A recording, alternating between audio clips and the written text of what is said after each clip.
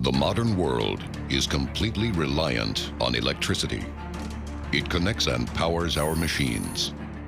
All you have to do is walk down the street and you can see how dependent the human race has become on technology. High voltage systems are extremely dangerous and vulnerable to mechanical failure. Recently, the US has experienced massive power blackouts, affecting millions of people and throwing their lives into sudden chaos. But some experts believe power grids are not failing due to human error. They are being sabotaged by an extraterrestrial threat. Since the 1950s, UFOs have been reported hovering over power facilities, draining resources, and potentially plunging cities into lawless darkness. Do blackouts occur as a side effect of alien technology? Or is there a darker agenda at work? Join us as we reveal the global power grid under siege on Unsealed, Alien Files. A global effort has begun. Secret files hidden from the public for decades, detailing every UFO account, are now available to the public. We are about to uncover the truth behind these classified documents. Find out what the government doesn't want you to know. Unsealed, Alien Files, exposing the biggest secret on planet Earth. Argentina, November 2009. Hundreds of people are out weathering a hot night in the town of Joaquin V. Gonzalez. Suddenly, the sky begins to glow, and hundreds watch in terror as a strange, gigantic, luminous ship moves toward the hydroelectric power station on the Juramento River. The object hovers for several minutes and then disappears, but not before over 1 million people are plunged into total darkness. Did a single UFO cause a blackout of over 100 square miles? If extraterrestrials are really showing up, we have to ask why. Obviously, this isn't a show of force, because let's face it, we'd be gone if it was a show of force. Their technology is so far advanced from us. The answer may be found decades earlier in events that took place on U.S. soil. According to a report by the National Investigations Committee on Aerial Phenomena, the 1950s experienced a wave of UFO sightings that were linked to electromagnetic activity. Unsealed case file. The Levelland, Texas incident. Levelland, Texas, November 2nd, 1957. Dozens of witnesses report lights in the sky, hovering for over 3 hours. A signed statement by a Levelland patrolman gives terrifying details of the incident. I saw a strange-looking flash, which looked to be down the roadway. The flash went from east to west and appeared to be close to the ground. As the lights descend to a busy stretch of roadway, 10 vehicles are stopped dead in their tracks.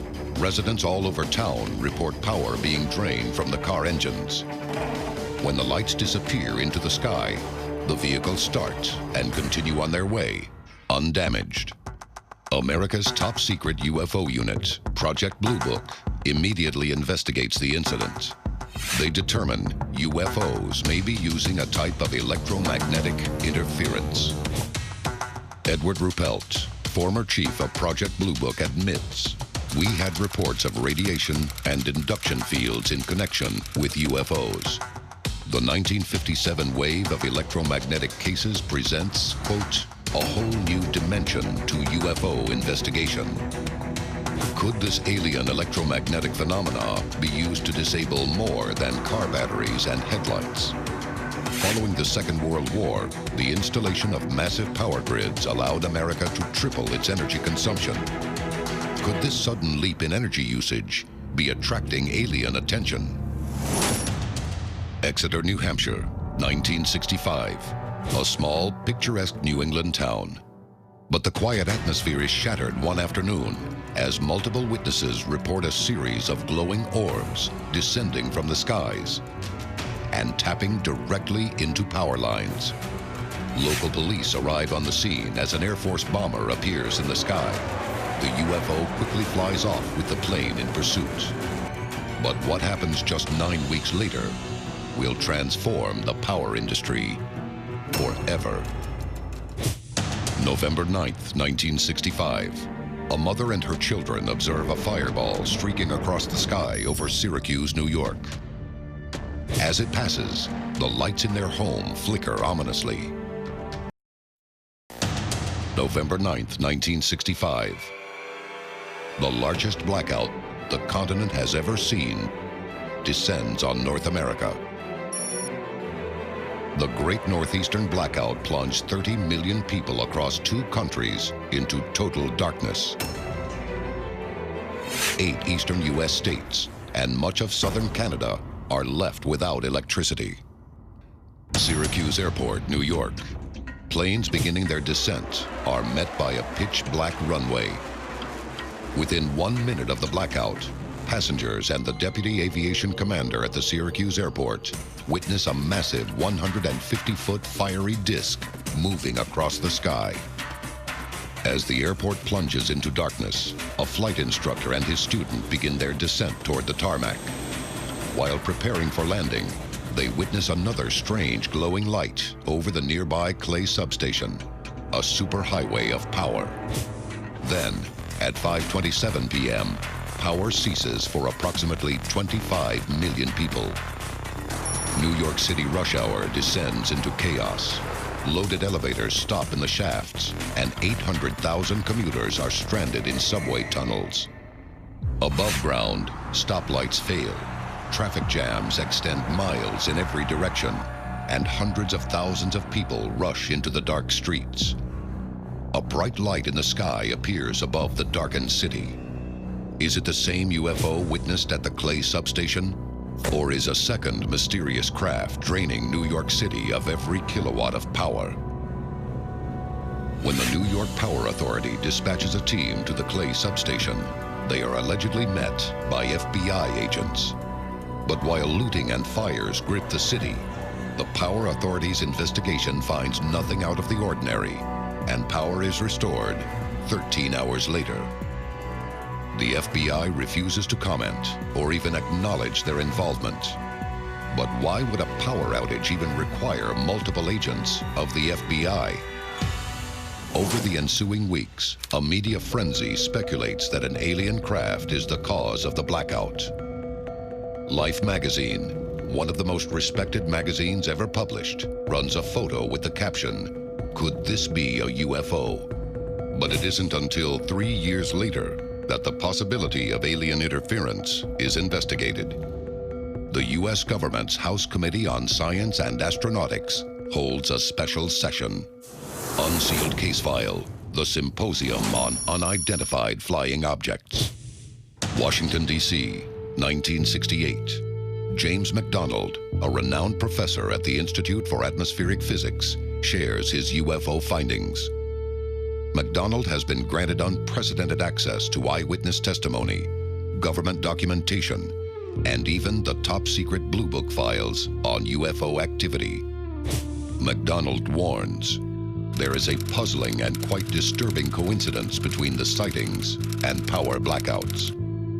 Greatly expanded attention to the UFO problem is urgently needed.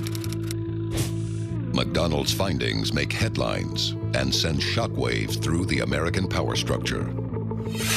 That same year, renowned physicist Edward Condon and his team present a highly anticipated government UFO report to the scientific community. Many believe the answer to the UFO question may finally be at hand.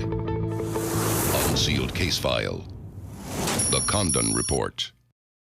One critic described the report as the most influential public document concerning the scientific status of this UFO problem. Hence, all current scientific work on the UFO problem must make reference to the Condon Report. Industry welcomes a scientific report being applied to the UFO phenomena. One such leader is the Ford Motor Company, struggling to understand increasing incidents of UFOs draining power from cars all across America. NICAP, the National Investigations Committee on Aerial Phenomena, offers its help to the government in studying the alleged sightings and their mysterious consequences. Numerous tests and simulations are run, based on the electromagnetic evidence, but they are unable to determine how the cars were immobilized. It seems the day of disclosure could finally be at hand. Washington, D.C., 1969. Reports of UFOs siphoning power, immobilizing cars, and causing citywide blackouts have raised concern with big business, media, and the scientific community. In response, the U.S. government commissions the Condon Report to determine the truth. But their official findings may be anything but. Unsealed case file. The Condon Report. Cover-up. A leaked memo is discovered that rips the Condon investigation apart. Accusations emerge of a government cover-up. In the memo, one lead researcher referred to the search for extraterrestrials as nonsense. NICAP immediately withdraws its involvement, claiming the investigation is a sham and no real results were ever intended. In the face of mounting evidence and hundreds of eyewitness accounts, the Condon Report still states, nothing has come from the study of UFOs in the past 21 years that has added to scientific knowledge.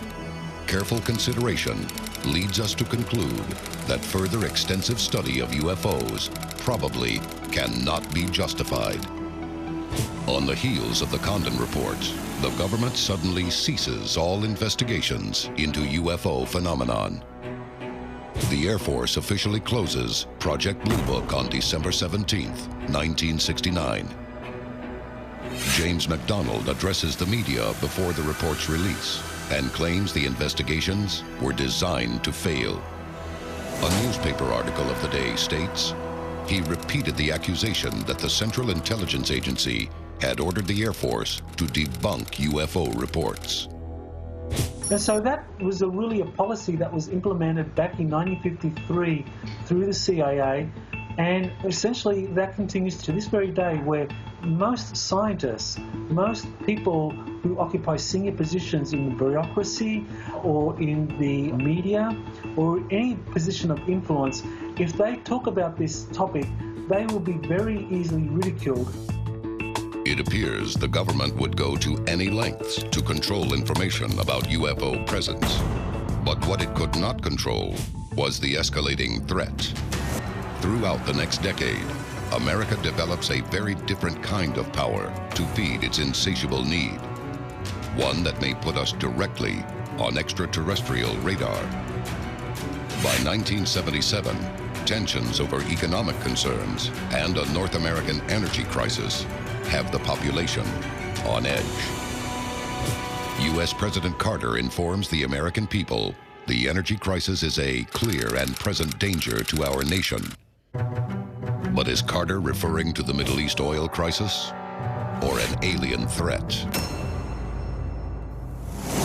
July 12th, New York State. The city that never sleeps is strangely quiet.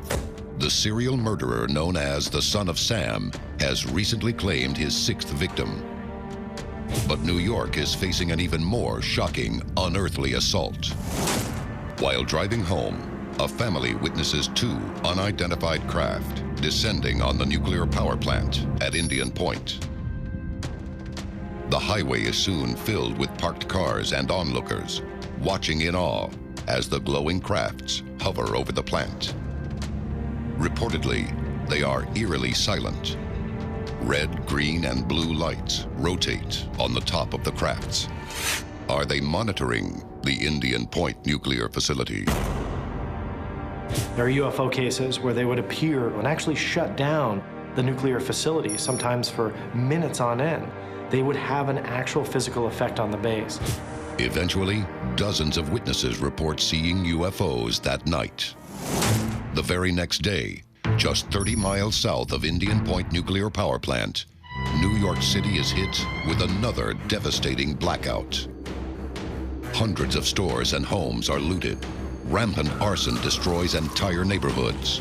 35 blocks of Broadway alone are destroyed. Police and firemen struggle to maintain some kind of order, but the city is in a state of total chaos. over 55 police are injured and over 4,500 people are arrested. In the morning, as the sun begins to rise, several fires still rage across the city. New York City Mayor Abe Beame told the press, "The blackout has threatened our safety and has seriously impacted our economy. We've been needlessly subjected to a night of terror in many communities that have been wantonly looted and burned." New York City eventually rebuilt and recovered. But in the decade to come, mankind would find new ways to feed its thirst for power and technology. Did our escalating reliance on power make us even more vulnerable to alien interference? UFO sightings over nuclear facilities are still occurring all around the world. Why are UFOs attracted to nuclear power? Is it merely a convenient source of fuel? If so, the greater question is, what would happen if our nuclear output fails to meet their increasing needs? Experts believe that UFOs may have been siphoning energy from our infrastructure grid for decades, causing devastating blackouts and widespread chaos. As our dependence on technology increases, so do our energy needs. From communications to financial institutions to hospital emergency rooms. Even the police and military rely on computers and electronics to serve and protect the populace. A global blackout wouldn't merely disable us, it would paralyze us. We would be completely vulnerable to attack, from within and without. But what could be the cause?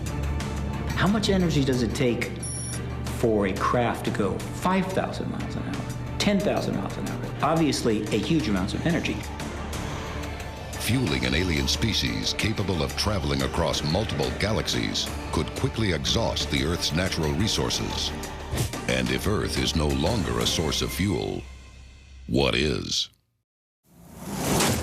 The sun is the greatest power source in our system, producing 384.6 septillion watts every second and sustaining all life on our planet.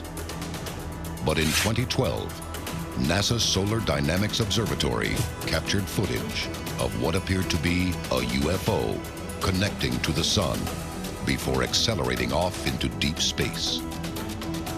Is this evidence that the sun is their next target? Is even the power of a star enough to meet the demands of alien energy needs? Experts believe that an alien species may even be able to drain the sun, the very life source of our planet. And if so, are they planning to put humanity in the dark once and for all?